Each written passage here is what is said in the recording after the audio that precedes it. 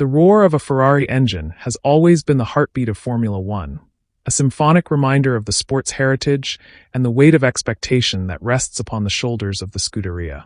However, as the current season unfolds, that roar feels increasingly hollow, echoing through the grandstands not as a triumphant declaration of dominance, but as a frustrated cry for a performance that simply refuses to materialize. To understand why the Scarlet cars are struggling, one must look beyond the surface level of race results and dive into the complex web of technical stagnation, aerodynamic instability, and the relentless pressure that comes with being the most storied team on the grid. The design philosophy of the current challenger was intended to be an evolution, a refinement of the concepts that saw flashes of brilliance in previous years. Yet, in the high-stakes environment of modern aerodynamics, evolution is often synonymous with falling behind. The competitors have not just stepped forward, they have leapt into new dimensions of efficiency. Ferrari appears to be trapped in a narrow operating window. On Saturday afternoons, the car often shows glimpses of its ancestral speed, pushing for pole positions and demonstrating that the raw power of the power unit remains a formidable asset. But Formula One is not a drag race, and it is certainly not won over a single flying lap. The transition from qualifying trim to race pace has become a chasm that the team seems unable to bridge. The primary culprit often cited by engineers and drivers alike is the unpredictable nature of the car's aerodynamic balance. In the pursuit of peak downforce, the team has created a machine that is temperamental and sensitive to external variables. Whether it is a slight change in wind direction, a rise in track temperature, or the turbulent air trailing from a car ahead, the Ferrari loses its composure far more easily than its rivals. This instability forces the drivers into a defensive style of racing. Instead of attacking the corners and trusting the grip, they are constantly managing the car, fighting to keep the rear end from stepping out or the front end from washing away. This lack of confidence translates directly into lap time, as every correction made at the steering wheel is a fraction of a second lost to the ticking clock. Tire management has also returned as a persistent ghost of Ferrari's past. While the car might be fast on fresh rubber, it treats its tires with a harshness that is unsustainable over a full race distance.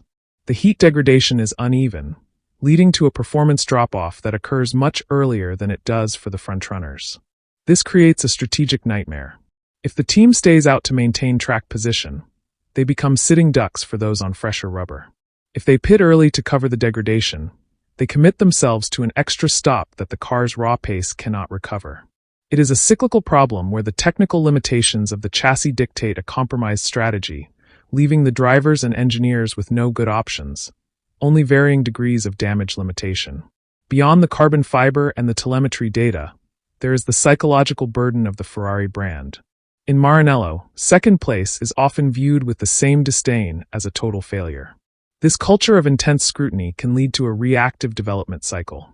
Rather than following a clear, long-term technical roadmap, the team often finds itself rushing upgrades to fix immediate deficiencies, sometimes at the cost of the car's overall balance. The pressure to win now can stifle the patience required to build a sustainable championship contender. While other teams might spend months perfecting a floor design or a front-wing profile, Ferrari is often under such a microscope that every update is expected to be a silver bullet.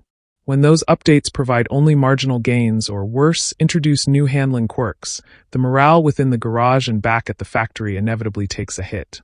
The rival landscape has also shifted dramatically. We are no longer in an era where one team dominates while the rest fight for scraps. The midfield has moved up, and the gap between the elite and the chasing pack has shrunk. This means that a Ferrari that is only 95% optimized is no longer guaranteed a podium. It is now fighting to stay in the points. The efficiency of teams like Red Bull and the resurgence of historic rivals have exposed the inefficiencies in the Ferrari system. It is not necessarily that Ferrari has become slower in an absolute sense, but that the rate of improvement required to stay at the top has accelerated beyond their current grasp. Operational consistency has also been a recurring theme in the narrative of their season. While the pit stops have generally improved, the strategic calls under the pressure of a safety car or changing weather conditions still lack the clinical precision seen in the garages of their primary competitors. There is a sense of hesitation, a fear of making the wrong move that often leads to a middle-of-the-road decision that satisfies neither the need for aggression nor the requirement for safety. In a sport where championships are won on the thinnest of margins, these operational lapses amplify the shortcomings of the car itself. The drivers, despite their immense talent and dedication to the tifosi, are left in a difficult position. They are the public faces of the struggle, tasked with explaining to the world why a car that looks like a Ferrari and sounds like a Ferrari does not perform like the Ferraris of legend. Their feedback is crucial, but if the underlying platform is fundamentally flawed, there is only so much a driver can do to compensate. They are frequently seen pushing the car beyond its limits just to stay in contention, which inevitably leads to mistakes or increased wear on the mechanical components. As the season progresses, the focus inevitably shifts toward the future. The question is no longer about whether Ferrari can win this championship, but whether they can understand the mistakes of this car well enough to avoid repeating them in the next. The development path they choose now will define their trajectory for years to come. There is a need for a fundamental, honest assessment of their wind-tunnel correlation, their simulation tools, and their internal communication structures. The brilliance is still there, hidden within the walls of Maranello and the hearts of the fans, but it is currently obscured by a technical package that lacks the cohesion and resilience demanded by the modern era of Formula One. Ultimately, the story of Ferrari this season is one of a giant trying to find its footing in a rapidly changing world. The passion remains unparalleled, and the resources are vast, but the results on the track are a cold reminder that history does not grant lap time. To return to the top, the Scuderia must move past the reactive nature of their current campaign and find the technical clarity that has characterized their greatest eras.